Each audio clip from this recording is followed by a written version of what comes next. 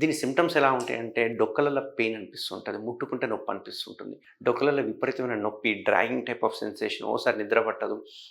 చాలా నొప్పుంటుంది. దాంతో పాటు గ్యాస్ పట్టినట్టుగా ఉంటుంది. ఇదంతా మంట మంటగా ఉంటుంది. ప్లస్ ఈ నొప్పి ఇక్కడికి రైట్ సైడ్ భుజానికి పాకడం గానీ, వెనకాల నడుముకి గానీ పాకడం గానీ జరుగుతుంటుంది. సో, ఈ కొలెసిస్టైటిస్ ఉన్నవాళ్ళు గావచ్చు, లేకుంటే అందులో పిత్తాశయంలో రాళ్ళు ఉన్నవాళ్ళు గావచ్చు, వాళ్ళు చెప్పే మెయిన్ సిమ్టమ్స్ ఏముంటాయంటే ఆకలి కాకపోవడము, ఎక్కువ గ్యాస్ ట్రబుల్ అయినట్టు అనిపియడము, గ్యాస్ పట్టేసినట్టుగా అనిపియడం, ఈ ఏరియా అంతా బర్నింగ్ సెన్సేషన్ లాగా అనిపియడము, తేన్పులు ఎక్కువ రావడము, రైట్ సైడ్ భుజం నొప్పి ఉండడము, డొక్కలలో నొప్పి అనిపియడము, నడుము నొప్పి అనిపియడం ఇట్లాంటివన్నీ చూస్తుంటాం. ఆకలి కాకపోవడం ఈ సిమ్టమ్స్ అన్ని చూస్తూ ఉంటాం అన్నట్టు.